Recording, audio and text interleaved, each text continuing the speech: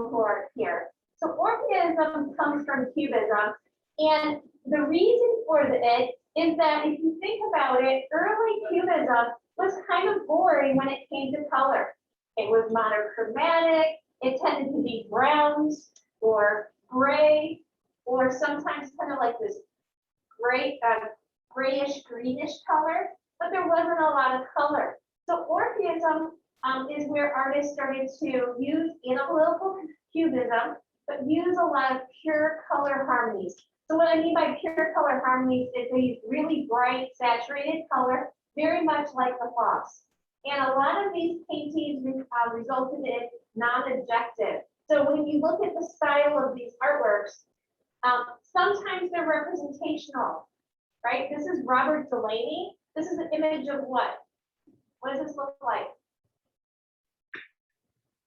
What's it a painting of? The Eiffel Tower? Yes, it's the Eiffel Tower. Thank you. Right? Here's another Robert Delaney.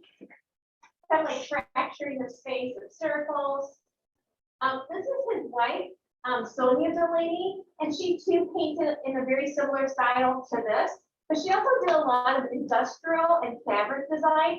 She actually designed a car for Piet, and this is a, or actually I think it's Duchamp. This was a car made for women. So the paint job was done so that women would want to buy it, and actually there was riding clothes that matched it. So here you see wearing the same sort of pattern as you see on the paint job of the car. But she was really known for her fabric. That's kind of how she made her living, but probably what people know in the art world mostly is her paintings that go side by side with her husband. Another style was Purism, and this was a combination of synthetic cubism with a machine aesthetic. So what I mean by machine aesthetic is that the imagery looks very clean and precise, and it resembles machine parts. And so this is Robert Leger. If you look at this image, you can see that it's very much composed of different imagery. And that's partly why it looks like synthetic cubism. Synthetic cubism is like constructed. So instead of like taking an image and fracturing it and putting it back together, it's a merging of imagery. And so if you look really carefully, this is a street scene. What visual evidence tells me this is a street scene? What are some of the things, the telltale clues that tell me it's a street scene? Jeffrey, can you give me one? The like white lines kind of look like the crosswalk. Right, it looks like a crosswalk. Very good. We have crosswalks, right? We have streets. We have maybe bridges or other sort of like antenna. Anyone else see anything else that makes me think, oh, it looks like a street scene? What are these things with these weird people silhouettes? Or these letters? What could they be? Katie, what do you think? Maybe like like paintings or like art outside. It could be art, but they also could be just street signs, right? So if you're like thinking about a street scene, think about your stop signs, your walk signs, that sort of thing. Even these staircases with people kind of walking down, maybe that's what you were talking about in the center there. So here's an example of his nudes, right? We've seen lots of reclining nudes, but you can see how they really do kind of look mechanical in a way. Going hand in hand with Leger in France with that style, we have Futurism. Now, Futurism is an Italian style, and it was very much inspired by the analytical aspects of Cubism. And one of the things that they tried to do was to show motion in time and space. They praised the modern age of steel and speed, and sadly, they also had a virtue of violence and war. some artists were not super radical, but there was a group of artists during this time in Italy who actually were very radical, and they believed that word violence would eradicate inferior beings. You can see it's kind of like we're like coming up thinking about, Nazism is about to start in Germany, and of course fascism in Italy. This is all pre-World War II. And so there was a set of artists who were like really trying to embrace the new world, and they were making art that represented it. And they were trying to remake Italian tradition. So of course, what tradition would Italians grasp to? Roman and Renaissance, and Baroque probably too. So the art tends to be deal with light, sound, color, and speed. It's based on the teachings of this guy named Marinetti. And so they thought that machines were good. And so this one is kind of interesting. You can see that it's very much fractured like Cubism, but this one is based on speed. I think looking at it right away, you probably don't notice what the subject matter is, but if you look at it carefully, with something. So we're above it, you were flying in a plane or on a glider, and we're looking above. This is actually a train going down a track with people, with soldiers. Can you see the cannon? And then we have soldiers aiming to the left, right? So this is one of those violent pieces. A lot of the pieces people know are much more like this. This is, sorry, want to make sure I remember his name. It's not in the 250, but this is Boccini. And Boccini did a series of things like, they were called like the bicyclist. This one is actually the soccer player. It reminds me, my children play soccer, of how they're all over the field when they're little. This is at the MoMA. And you can see that they use a lot of bright, vivid color. And there's this idea of kind of moving the space to show that time and motion, right? This is where a horse represents machine power, so horsepower, right? This is a sculpture in Futurism. What do you see in this image? Isabel, what does this look like? Does it look like that? Like a person striding. Yes, this is a person striding forward. And so this was influenced by the Nike of Salma Rice. And in actuality, it was inspired, but it was also kind of like a rejection of belief that the roaring of a car was much more beautiful than this ancient classical Greek, or excuse me, Hellenistic Greek sculpture. And it's all based on this idea of motion and moving through time. So the body becomes like a machine, right? It's very, forward, kind of like inspired by things like that were Baroque, right? This one is by Raymond Duchamp. He's the brother of another Duchamp that we'll look at today. And this one is actually at the Art Institute. Here's my photo of it. And it's futurist too, and it's called The Large Horse. When you look at this one, do you see any elements of a horse? When you look at it, do you see a horse? Maybe not necessarily. Maybe you see head and body, but this is also kind of like horsepower. Notice it looks like it has like pistons and gears. Or maybe not gears, but pistons and other machine parts, right? Another variation from Cubism is Cubo-Futurism. So kind of the blending of Cubism and Futurism together. Kind of looks like analytical Cubism with color. Right? And then the next group we're going to look at is called the Blue Reiter. Okay? We're going to look at the Blue Reiter. So the Blue Riders were a German group. However, the artist we have is actually Russian, right?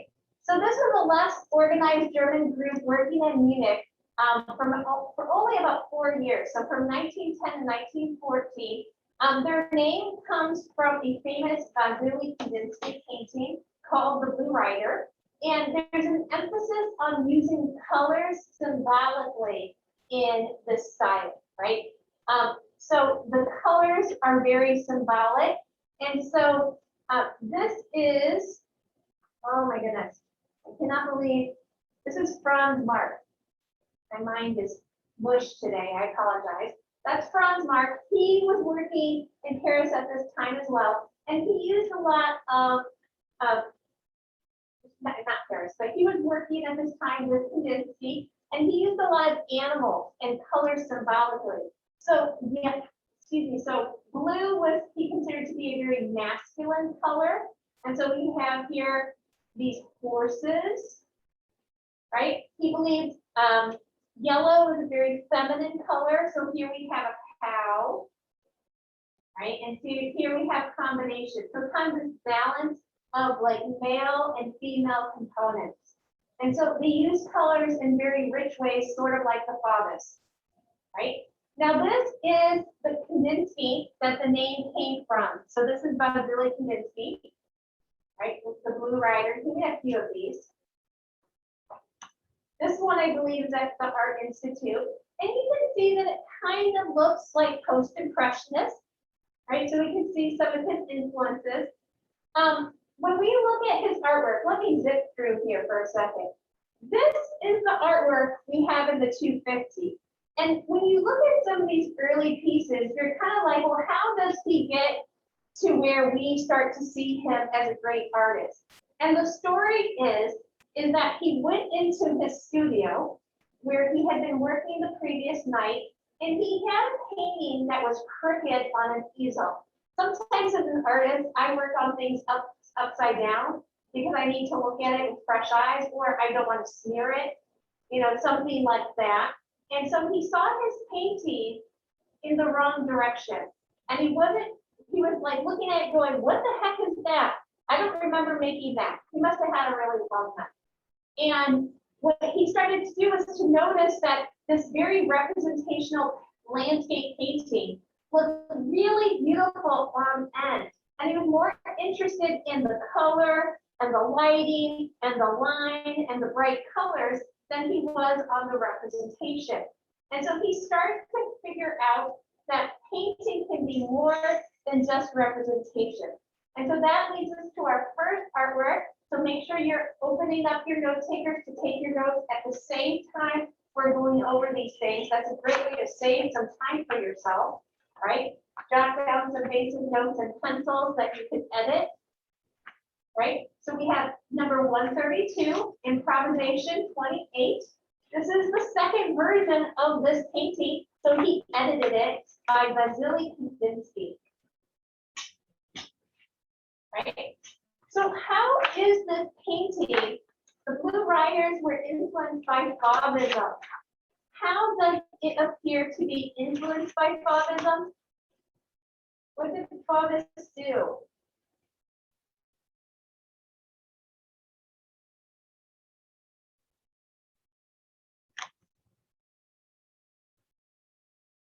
Eva, do you have any ideas?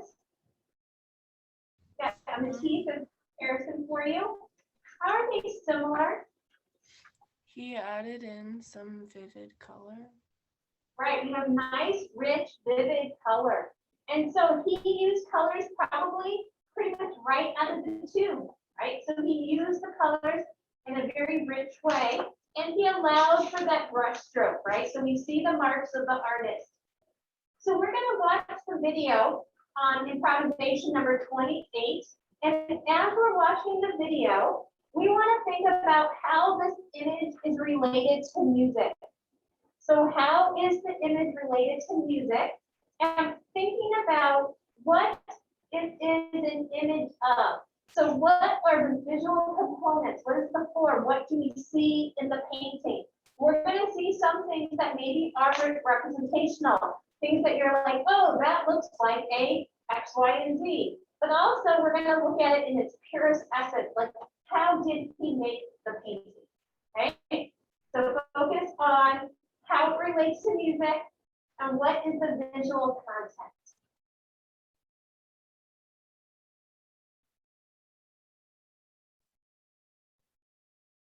Okay, come on. Down.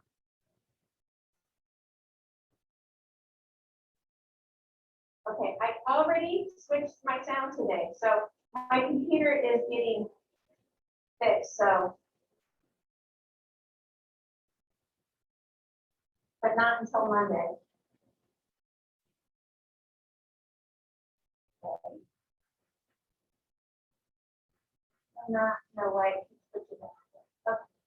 Sorry about that.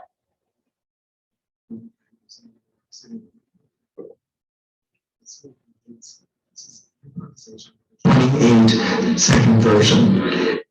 To start off by thinking about a title, because it's not the title of something that's being represented. It's the Sorry, I apologize with the straight sound. It went from like no sound, and I didn't even touch it, and then all of a sudden it was loud. So let me get that under control, and then we'll have it start again. New York City. We're looking at a painting by Vassily Kandinsky. This is Improvisation number 28, second version. It's interesting to start off by thinking about that title, because it's not the title of something that's being represented. It's the kind of notation that a composer uses. Right. Normally in art history, we have paintings with titles of stories from the Bible or from history or from mythology or landscapes that have the name of a place. But here we have improvisation, which is the name of a kind of musical composition. So the immediate question is, why is Kandinsky doing that? Well, because he's composing here. He's composing with form, but this is still rooted in the stories of the Bible and of his particular historical moment. But he's clearly trying to associate painting with music, to suggest that, like music, painting can signify, it can mean things, it can take us places without representing anything concrete. Actually, he would go further than that and say that you could hear color, that you could see music. This idea, which is called synesthesia, is something that Kandinsky was very interested in, the idea that there could be a kind of crossing of the senses. So looking at this, he may have wanted us to actually hear something. And in fact, we know that Kandinsky was very influenced by Arnold Schoenberg, a turn of the century composer, who was jettisoning the familiar Western harmonies to create a new kind of difficult atonal music for the beginning of the 20th century. And I see something atonal, I see something difficult here. What would this painting sound like?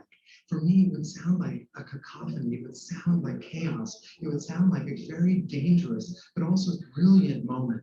We have brilliant color, a kind of hazy atmosphere through which that color pops. We have these black diagonal lines that crisscross with each other that almost feel like weapons moving through space.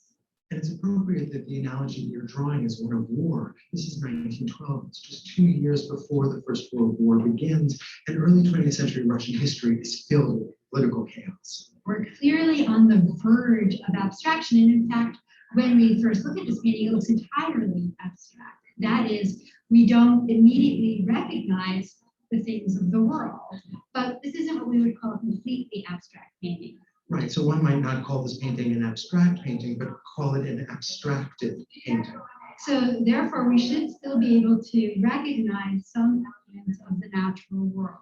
Kandinsky was concerned that if we could recognize things too clearly, that our conscious minds would take over the interpretation and we would close off our emotional ability to respond to the pure color and form. On the upper right, I seem to see a mountain with some buildings on it, maybe with chimney stacks, or perhaps a church on a hill, an ideal city, kind of heavenly Jerusalem. Kandinsky was deeply influenced by biblical imagery. And so even though this is a tremendously modern painting, it is still rooted in this ancient tradition of representing Christian stories. So it makes sense that we have a battlefield, forces at war. In fact, art historians have looked at these paintings as a kind of representation of an apocalypse, of a moment when the sins of the world are going to be washed away. In the lower left, you have a great flood, you have a wave, this idea of the way in which God in the Old Testament had wiped man from the earth except for Noah and his family. Just above that wave, cannon were being fired. The atmospheric effect almost reads like a the smoke on a battlefield. Down at the bottom, art historians sometimes recognize the manes and the arcs of the necks of horses. And we know that Kandinsky was really interested throughout his career in the idea of the horse and rider, symbolizing a number of different things, having overlapping meanings, referencing the horsemen of the apocalypse, but also the idea of redemption. This was also utopian, the idea that we can wash away the old world. A world that was about to be destroyed not only by the Russian Revolution, but also by the First World War. Kandinsky at this moment was convinced that he could help lead that, at least in the visual realm. Many artists at this time in the early 20th century had a sense that the artist could play an important role in the new civilization that was going to emerge in the 20th century. So here we have a painting that is using color in a radically new way. This is color for its own sake, not to mimic, not to describe. We have line that is being used for its own sake, lines that is abstractly moving across the surface to create a sense of rhythm, to create a sense of staccato, musicality in this painting. This is absolutely new.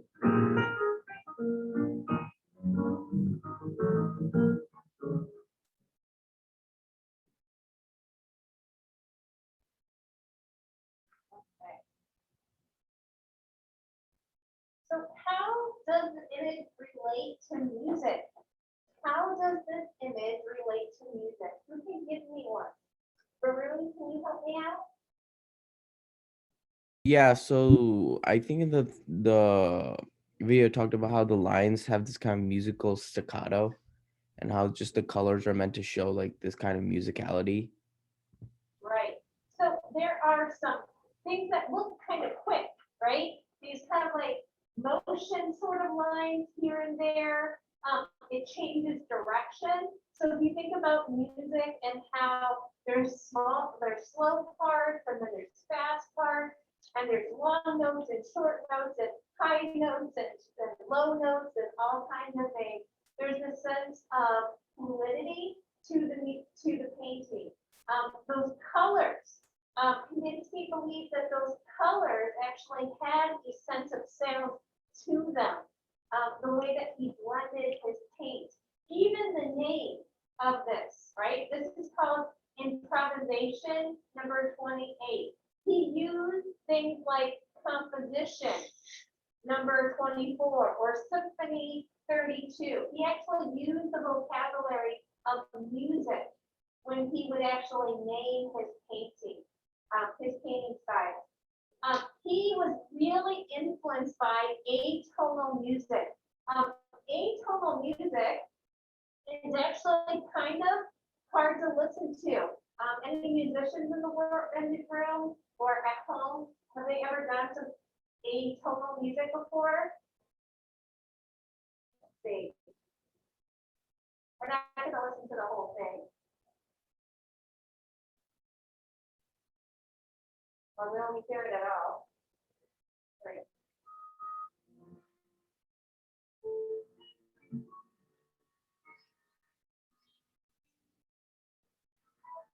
It's not what you normally would expect.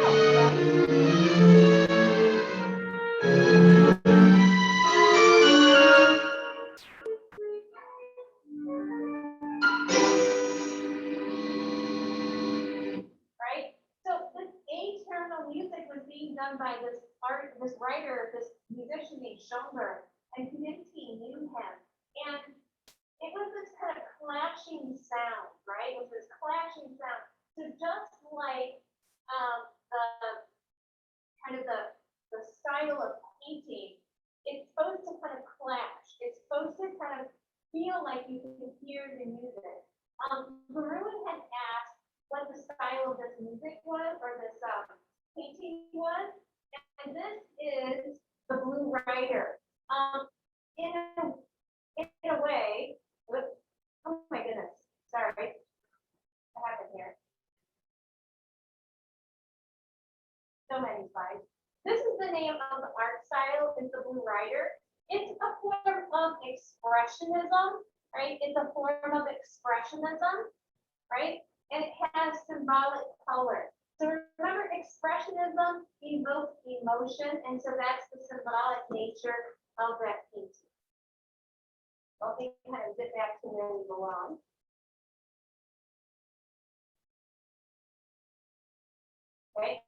So he also was doing some research in synesthesia. And synesthesia is this idea that our brains can basically interpret our senses in a strange way. So like you could smell sight or taste what you hear, right? And so he thought that maybe he could make it to the point where you could hear the colors and you could hear the mark making, right? So it's not just something that's related to color and hearing, it's related to all of the senses. So we've got the style of the painting, the name of the painting, and his research in atonal and synesthesia, right? So some of these paintings really do look atonal. Notice how this image is flashing, right? This one is not in the 250, but it's kind of hard to look at, right? There's so much going on. Your eye just doesn't know where to land. Like it's hard to say, oh, there's a focal point here, right? So let's look at what the image is, right? What kind of visual imagery do we see, right? So if we were going to break it down into the simplest parts, so in your style and form section on note takers, right? This is a series of black lines. We have black lines that are there, they look kind of arbitrary, but we also have black lines that seem to outline elements of the painting, right? So we have a series of black lines. We have a series of shapes. Sometimes the shapes are outlined by the black, and sometimes they're not. Sometimes they're just swatching the color, like that red in the upper right corner. We have our bright hues and colors that we mentioned before, right? And one of the things that you notice is the types of colors he uses, right? You see a dominance of red, blue, and yellow, right? We call those your primary colors, So he uses a lot of his primary colors. And then he does mix color a little bit. So you'll see a few greens here and there by mixing yellow and blue together. And we see a few oranges, but it's really reduced to minimal color. There's not a lot of it. And besides minimal color, we have minimal value. So there is a lot of white in this painting and just a little bit of what we call gradation, where he blends the color from light to dark. And it creates kind of this hazy gray effect in any of the places on this painting. Now, obviously, some of his other paintings look slightly different. Sometimes they're a little bit less minimal. But for this one, those are kind of like the basics of the visual information of like how he painted it, right? With those brush strokes. But let's just focus on things that are recognizable. In the video, they mentioned a few things. We might see some other things that we could add to this too. But is there any imagery that you recognize? When we look at a lot of these super abstracted paintings or things that become non-objective, our minds kind of look for things that we can recognize. So what are some visual things that we see or visual things we got from the video? Isabella, can you help me out? Did you get any of them from looking or from the video? I know that like in the background, it looks like there's a hill. Right, so we see some hills. So in the video, they mentioned that there's this hill here. I also see a mountain on the left side, or a series of mountains. You guys see the mountains on the very top of the painting? So we see hills, we see mountains. Anything else that we recognize?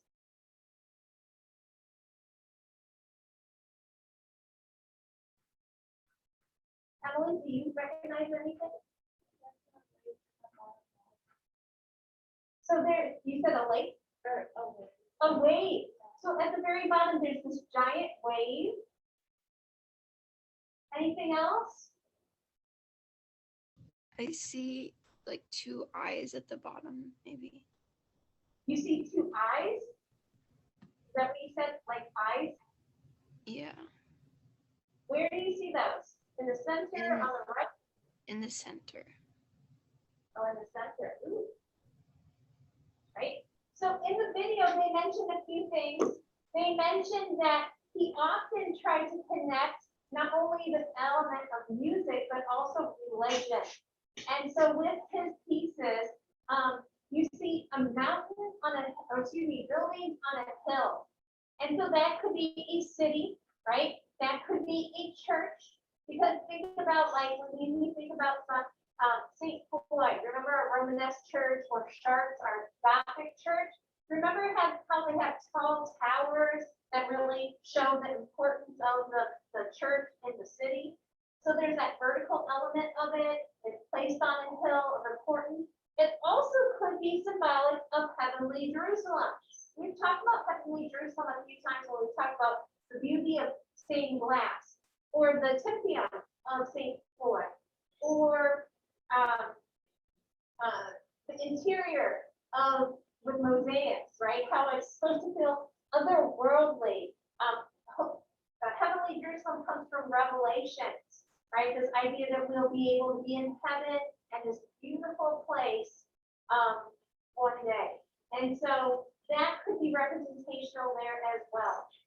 Also, what Emily was mentioning about that wave, right? That could be reminiscent of the flood from Genesis, where God wiped out the world and only saved Noah and his family because of sin, right? Because of the sins of man.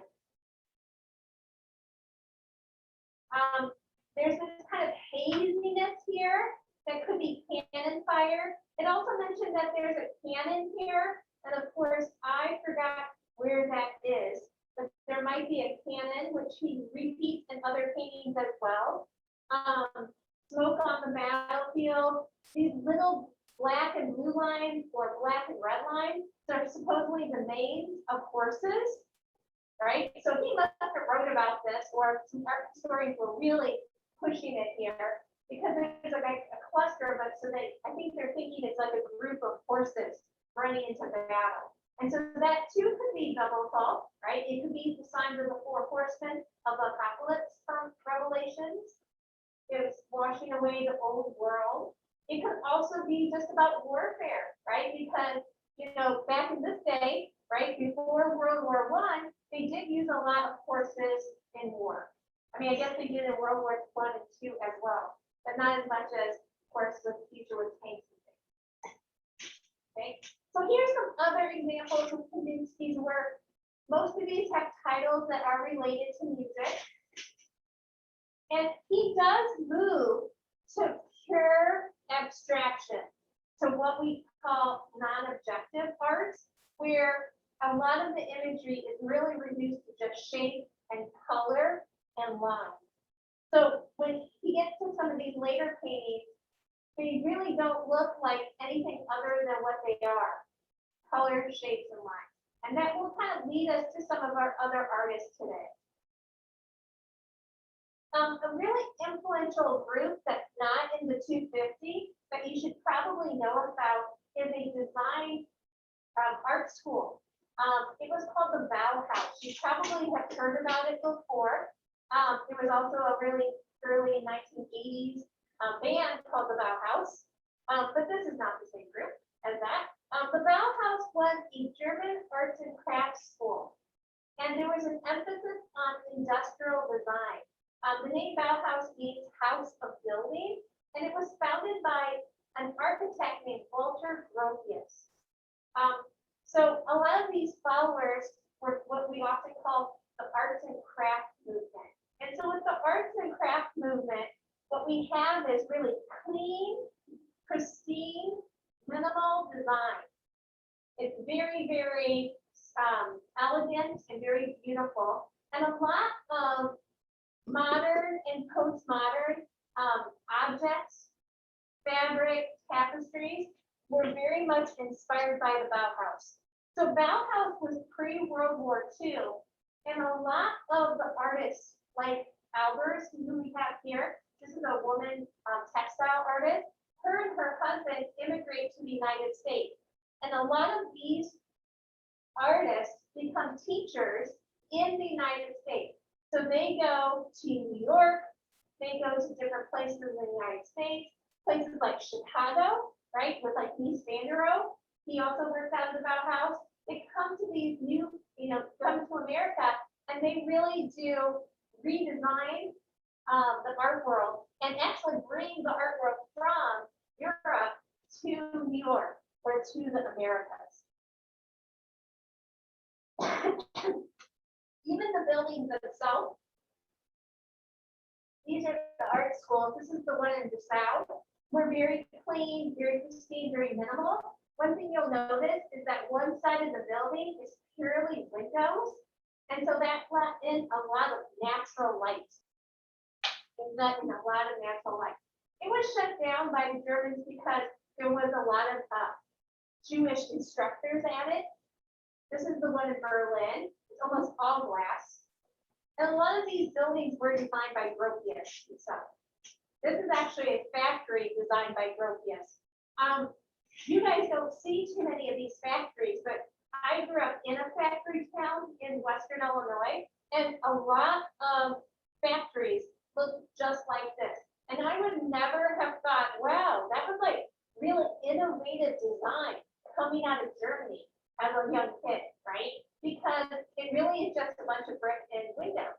But if you think about what factories probably looked like in the 1800s, they were probably a big giant brick building, right? With kind of dark conditions, kind of smelly, bad air quality. And so these new buildings had big windows meant to let in natural light.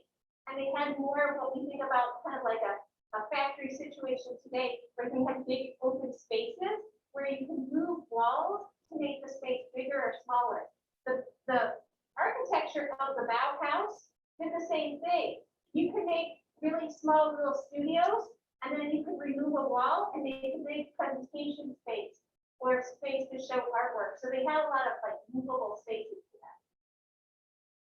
Okay, so the next group that we have in the 250 is what we call the Stijl, right? The Stijl, and this is the style of Mondrian. So if you want to open up your note takers to the Mondrian, feel free to go ahead and do that. Take some notes. And that basically in Dutch means the style, right? So the Stijl is a non-representational abstract movement founded in Holland. And the style is very pure and simplistic. It's very pure and simplistic. In the art form, they were seeking harmony and balance. They really wanted to create an art that people could understand. And so they really had it be its purest essence. The movement was really invested in the theories of a guy named Schumacher. And Schumacher was a philosopher and theologian, and he believed in the balance of opposing forces. So the balance of opposing forces, so seeking balance. And we could seek that in visual ways through using basic colors, basic values, basic line and shape. So very basic. And so these paintings are what we call non-representational. When you look at a Mondrian, you don't look at it and go, oh, that's a painting of a house, right? You look at it and go, it's a bunch of lines and shapes and bright colors, right? So it's non-representational. It's the whole function of these paintings are to seek balance in composition. So balance in composition. Any questions on this field? Okay, so Mondrian, right? Early career looked very post-impressionist. When you look at his work, you're like, oh, it's abstracted, it's post-impressionist, it's experimenting with color and brushstroke. Oh, there's a tree. Oh, he's Dutch, right? There's a windmill, right? But then he moves to something like this. Right? He moves like something like this. How does this feel similar to Cubism? How was this style influenced by Cubism of Picasso and Braque?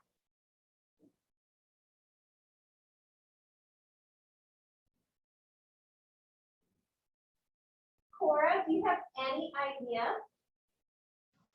It's based on like geometric shapes. Right, it really is based on geometric shapes and geometric lines, right? Very, very simple. We're not gonna watch this video, but just know that there's an article and a video if you need extra information, right? So what does he reduce his images to? This is not the one that's in the 250, but you can write the same notes, right? You can write the same notes pretty much. What is it reduced to? What is it an image of? What are things that we can label?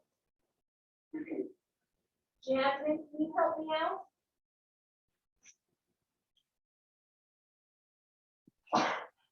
It seems like he reduces it to like rectangles. Or like So, rectangles? What else do we have? Are all the rectangles the same?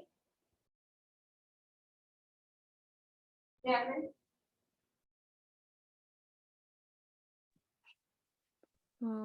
well, some of them are squares and some of them are like long rectangles. Right? So we have squares, we have rectangles, and they're not all the same colors, are they? Right? So what he uses is black lines, right? He uses rectangles of white, red, yellow, and blue. So he uses really our primary colors and our basic values. So white and black. There's no gray, right? So he's purest essence that Mondrian looked at with Schoenhofer, right? Is that he's like, okay, I'm gonna make paintings that are really pure. So you can't make yellow, you can't make blue, you can't make red. So I'm gonna just paint in the primary colors and then straight black and straight white. There's a story, as you guys are jotting down your notes, that Mondrian, right, he's from Holland, tulips galore, right? When he would put a bouquet of tulips in his house, he would paint the green stems of the tulips black. So he'd have tulips that were probably red or yellow, and then he'd make the stems black because green wasn't pure enough. Kind of interesting, right?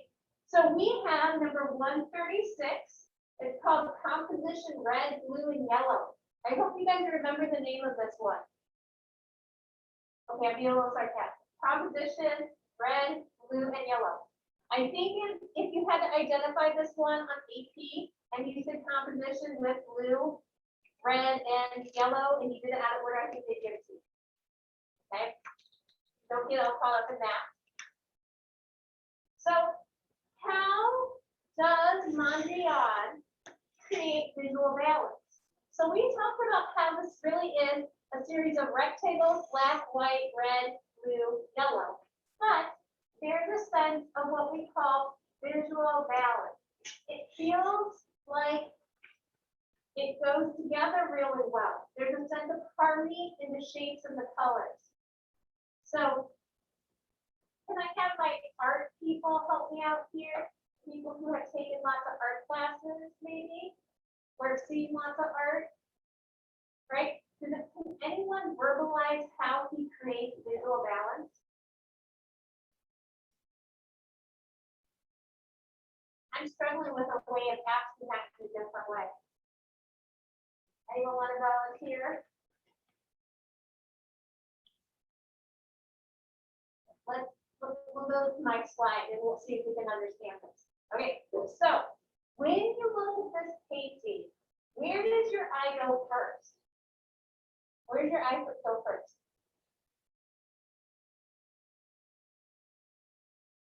Raphael, where does your eye go first?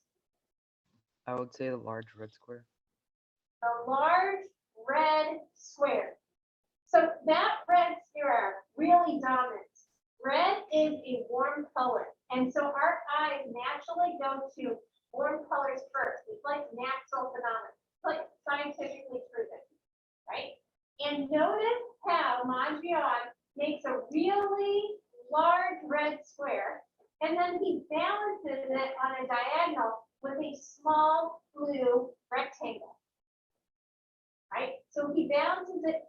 with a cool color that's really slow.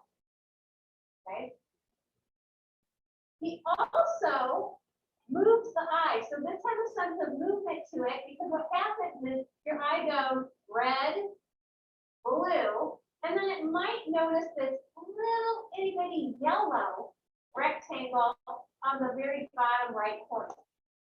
So besides having balance, there's a sense of movement here too. Okay. So Schumacher believed that lines, shapes, and colors could symbolize unity of spiritual and natural forces.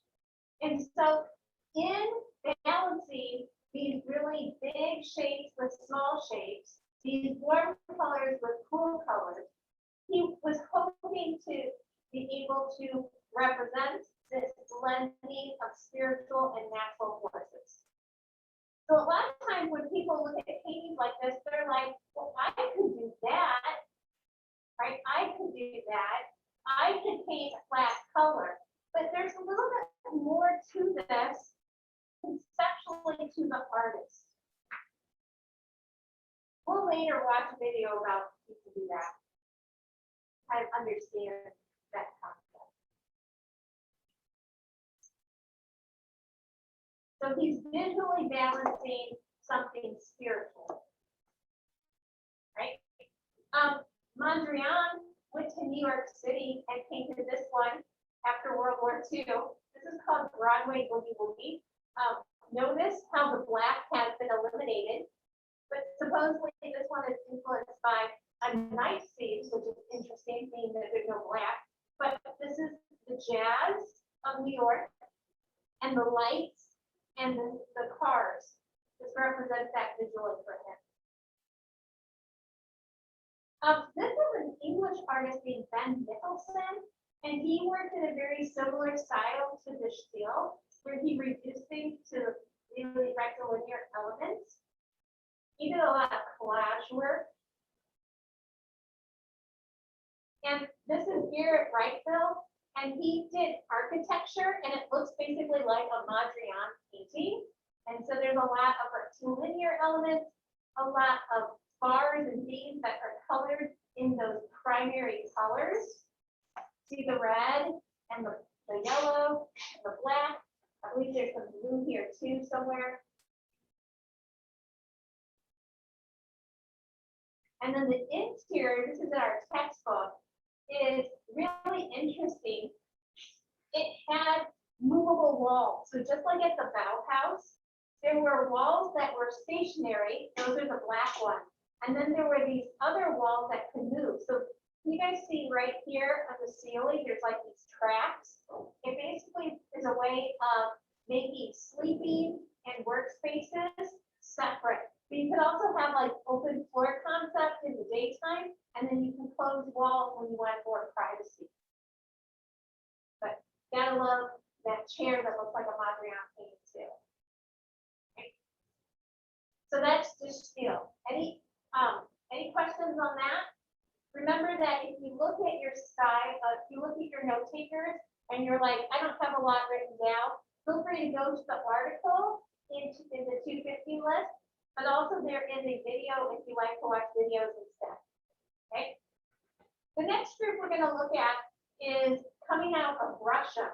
And there's two dominant groups in Russia at the beginning of the 1900s. And they're called suprematism and constructivists. Right? So supremacism is very similar to the Stijl. It's very, very similar.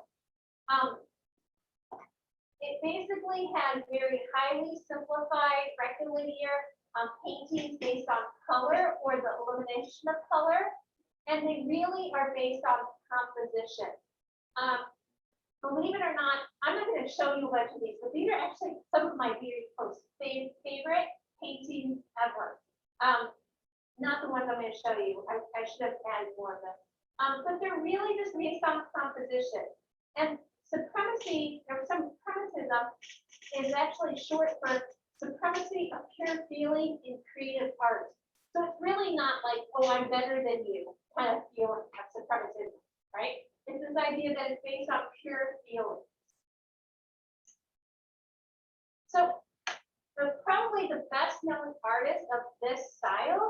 is Malevich.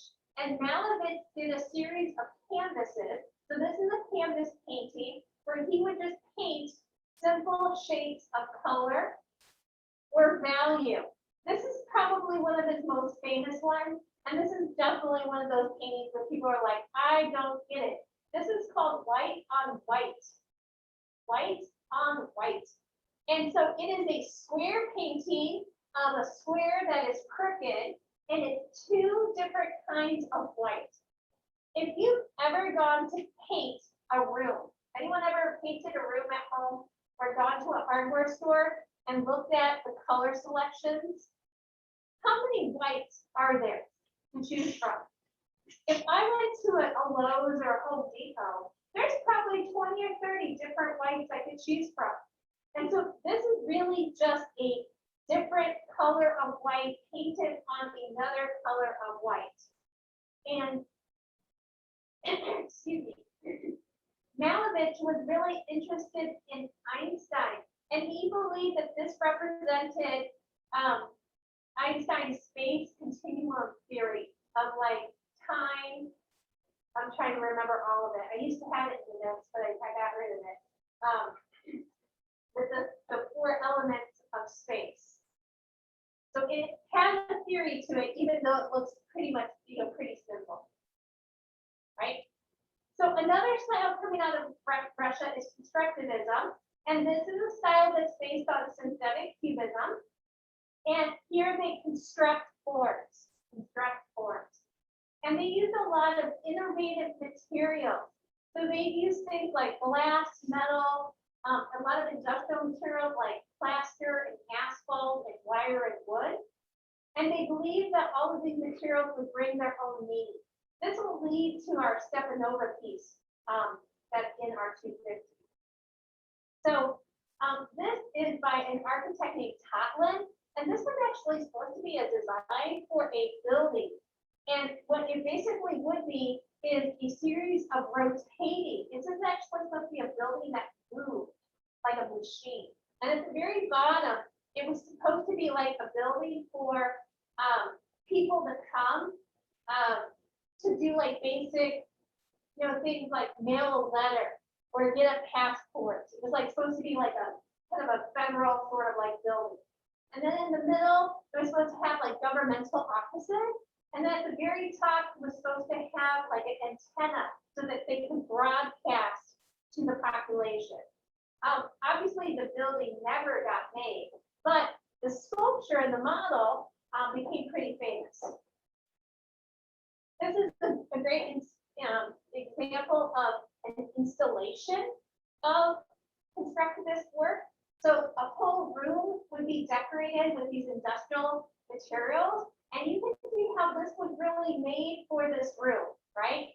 So thinking about the size of these parts, how it bends in the space, how it's organized, when we think of installation, it's normally made for a specific place, right? This was going on at the same time as what we call social realism. I have mentioned this before, but realism is a style of art that's normally made for the masses. It's easy for people to understand. So we have things like this, right? And Malevich's white on white happening at the same time as paintings of Stalin or these heroic sculptures of like farm workers, right? And so the artist that we have next, let me actually get to our piece. It's 137. So if you want to open up your note takers to 137, we have Varvara Stepanova, and she was a graphic designer. So she was not what we call a fine artist. She was a graphic designer. And so she was influenced by the social realists, but she was also influenced by the constructivists, this kind of idea of constructing our images. And so what she used was a technique called photo montage. And so what she did was she would cut up photos and combine them with like fragments into new imagery. So it's very much influenced by Cubism too. So I could say that as well, right? Because Cubism was like cutting apart, rearranging information, right? So this was done that way too. So she used a technique that we call photo montage. So for Stepanova's piece, make sure that you have the style, right? The form, it is cutting up photos and combining the fragments into new images.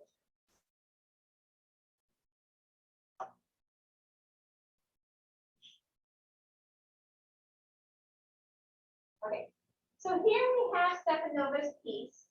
I'm going to skip the activity for this one because we don't have a lot of time.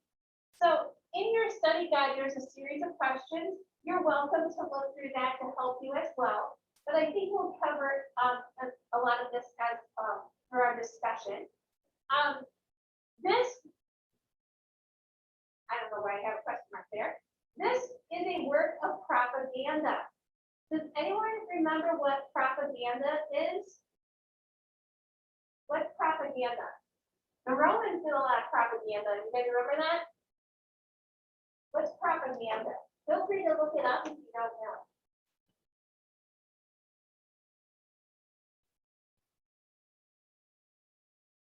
Alana, can you help me out? Is it material that's used to promote a certain idea to a group of people? Exactly, very good.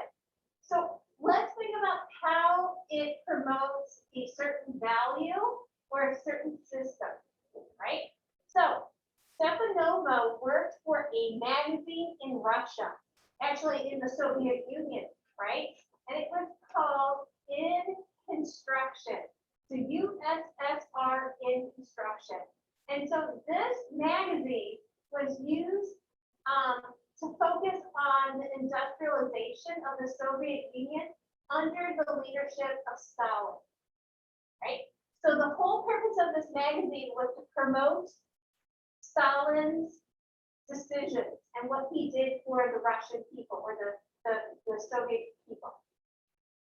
Often in the magazine, they would target other countries to show the supremacy or the how Russia or the Soviet Union was a leader in global markets and economy. So they wanted to show that they were better than all these other countries.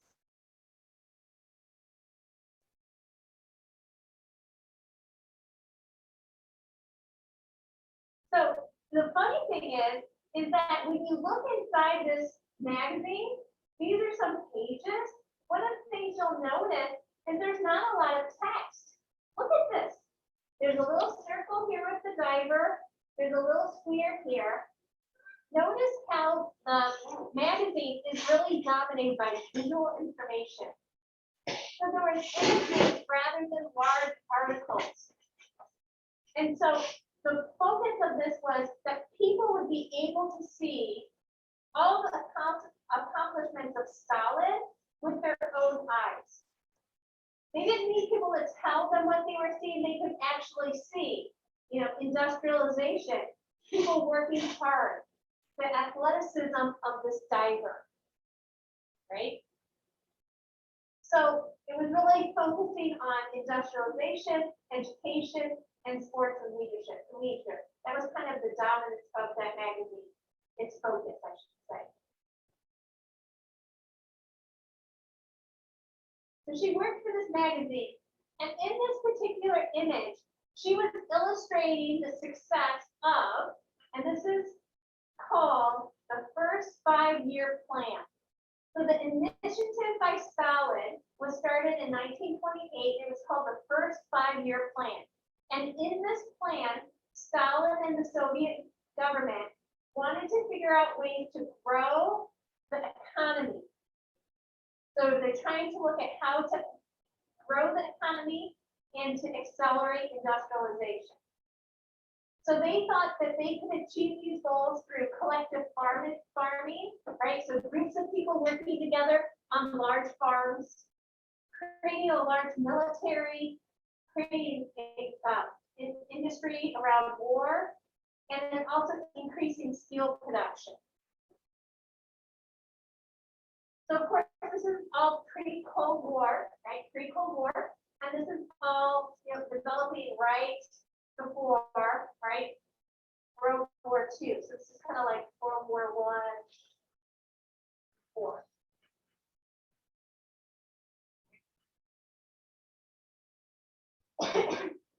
So by the end of the first 5-year plan in 1933, Russia had become one of the major industrial powers in the world. Well, maybe not sadly, but they also might have inflated it just a little bit, right? Inflated some of the results. So a lot of contemporary historians don't think that they were literally as powerful. They were just perceived as being more powerful, right? So there is a little bit of contradiction there, but they definitely grew their economy, right? So let's look at it visually. There's a lot of content there, right? Let's look at visually. How does Stepanova create contrast? Contrast is differences, right? How does she create dramatic differences? What are some visual ways she does that? I think it's called on everyone. Anyone want to volunteer?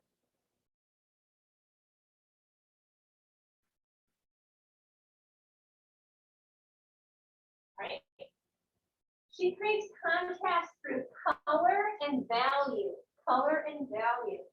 So notice how she alternates between black and white and sepia photos. So she's cutting apart the visual images of black and white photos and sepia. Sepia is basically old photos that were tinted brown, right? And she's contrasting that with bright red and white. Right? Another way that she creates contrast is in scale, right? Is in scale. What is the largest image that you see? What's the largest image? It's actually not Stalin. Who is it? Is this guy over here on the right?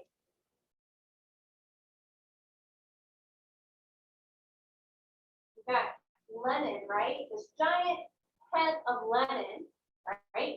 And he is enormous compared to all the other people in the scene. So there's a lot of people montaged into the scene. So we've got this giant head, and we've got this little body.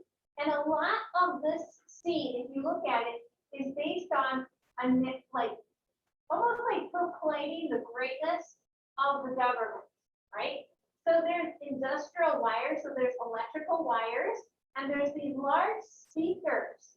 And it's almost as if Lenin is being broadcasted to the people. Okay, see that? It's like he's broadcasting to the people the greatness of the Soviet Union.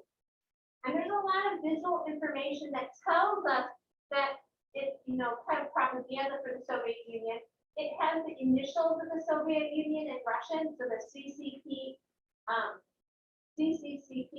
right, over here, which is a symbol, and kind of the representation of the 5, right, from the 5-year plan on the bottom left.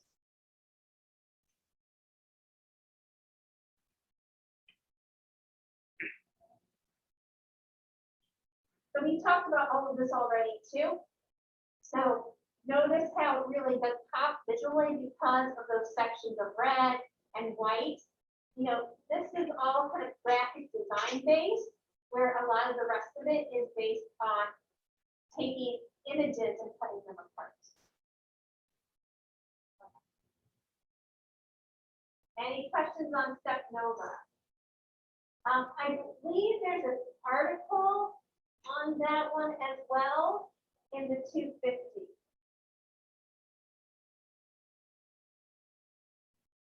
Okay. We did not get very far today. I spent too much time looking at things that we aren't even talking about, so I apologize. Thankfully we have time. I think what we'll do is we'll do Dada, and we'll stop at Dada before we get to Surrealism. Because this one will be just downright ridiculous, right? So we're going to characterize the innovation and the break from the tradition of Dada art. Okay, so The Armory Show. I had mentioned the Armory Show when we looked at Alfred Stijl, but this is basically a show of European art that was brought to New York City at the turn of the century. And so one of the artworks that was put on display was Marcel Duchamp's New Descending Staircase. And this was probably one of the paintings that was ridiculed the most by the United States population that went to that exhibit. And so here is a cartoon from the day. So this is not like a, later version, like this was done in back when this exhibit was shown. And this is a new descending on a staircase and a bicycle. So the public was making fun of this image because, they didn't really understand. The Americans at this time, right, were not the connoisseurs of fine arts, right? It was just developing its kind of essence of itself as an art style or groups of artists. And so this was pretty radical for them. I think it would be kind of funny. Oh, something's going on with my animations. It's based on, I think, this conversion from PowerPoint to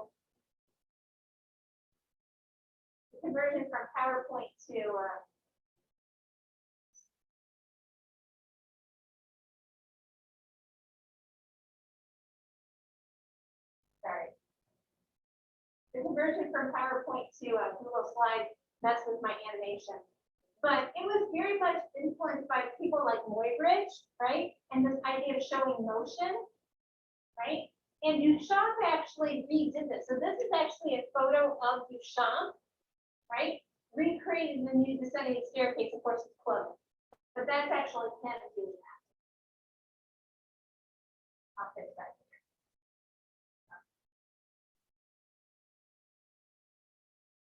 So I think it's really funny that the US population did not understand that painting, and Duchamp actually comes to America.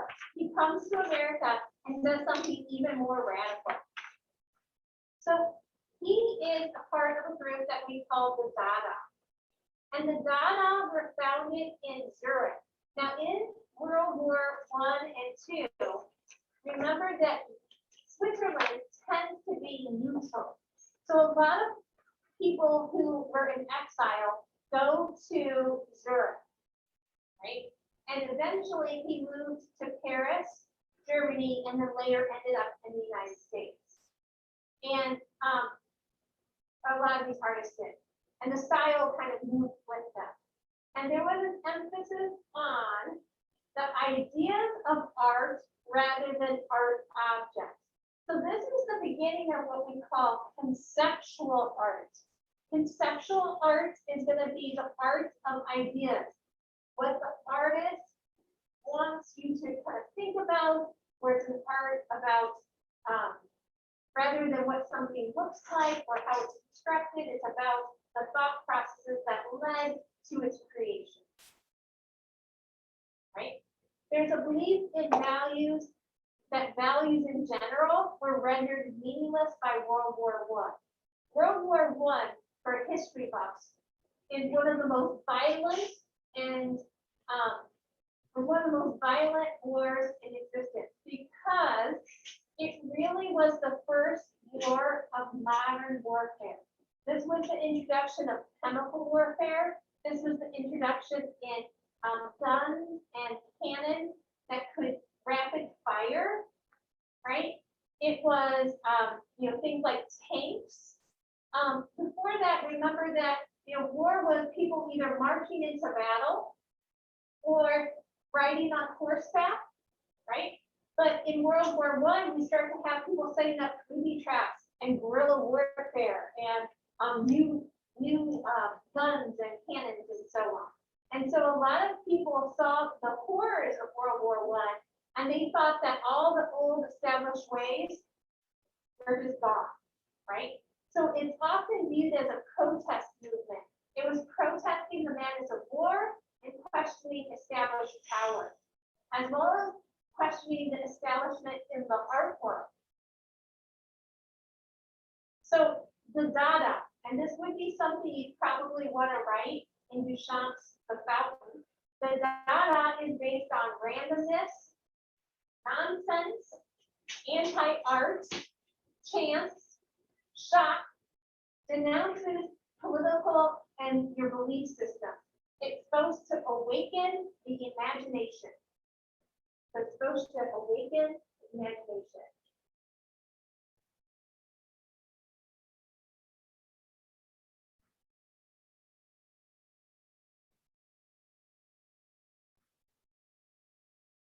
Okay, so that leads us to number 144, called The Fountain. The Fountain, right? The one that we have in the 250 is based on one that came previous. This was redone because the first one was lost. So the one that we have today is actually not the original. Right? In case you're still writing, I see that in-person people are still writing.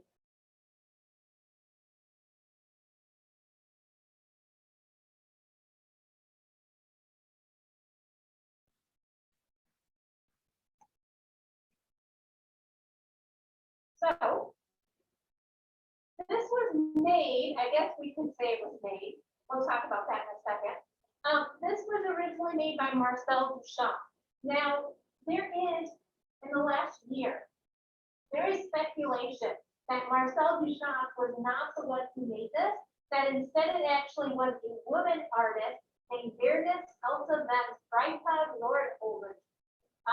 So I don't know if eventually AP will change the name of this or put both of their names on it, but it was made for an art exhibit in New York City for the American Society of Independent Artists. And so this was a group show, right? This would be a group of artists working together who would put together shows. It could pretty much be like the Naperville Art League putting a show together. And he did this as kind of a tongue-in-cheek joke, or she did it as a tongue-in-cheek joke, because this would be a very realistic art show. This would be a very tame art show, very easy to understand. It wouldn't be like cutting-edge art, right? So, what is it? What is it?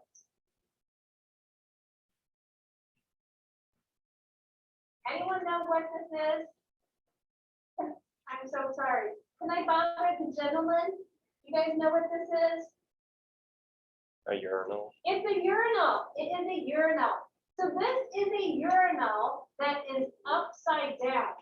So this is the portion that would be hooked to a pipe, actually kind of coming from the ceiling or coming from the wall. And this would be hung with these two elements here, like was bolted to the wall, right? So it's actually not right side up.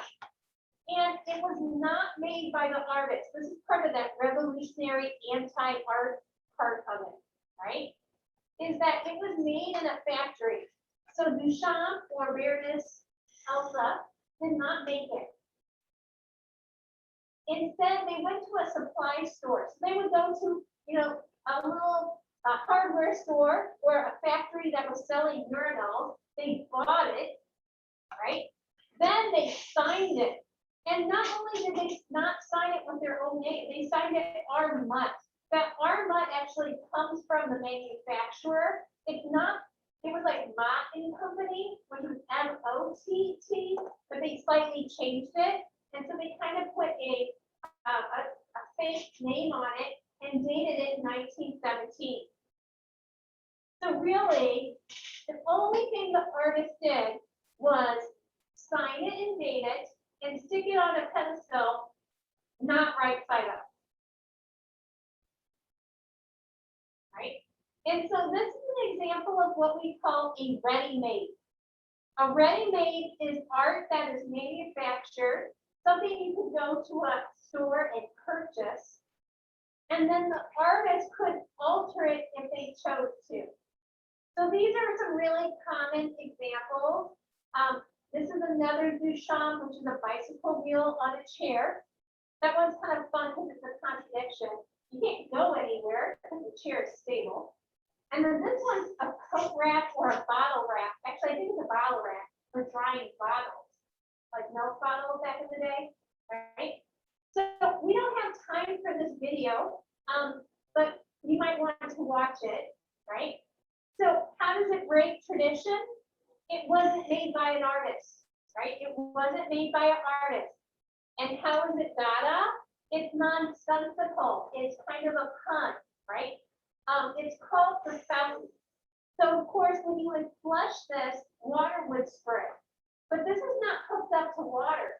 So there would be no water connected with this, right? Sitting on a pedestal, not a fountain, right? It does not work, right? Because there's no water being led to it. So it's based on an idea. It's conceptual.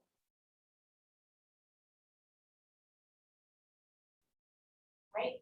So what is it? What's its function? Its function is it's a sculpture, and it's there to push traditional ideas of what is art. Right? The whole reason that this was created is it's a sculpture created to push traditions of what is art. So like I said, this is conceptual. It's about the idea rather than the making.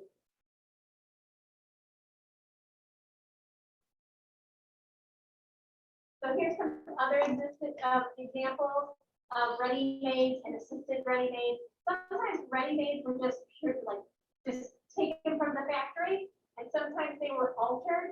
He called those assisted. And the fun thing is that he didn't make a lot of these. He would make maybe 1 or 2 a year because he thought if he made too many of them, they would become more common. This is a postcard that he altered of the Mona Lisa. Right? This is Man Ray. Would you like to iron your clothes with this guy? No, we'll ruin your clothes, right? This is Max Ernst. This is a collage made out of scientific, like out of a scientific catalog of these little creatures. This is con art.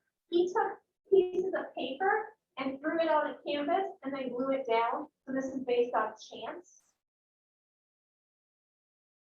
And then this is Carl Schwetter, and he made collages using bits of garbage.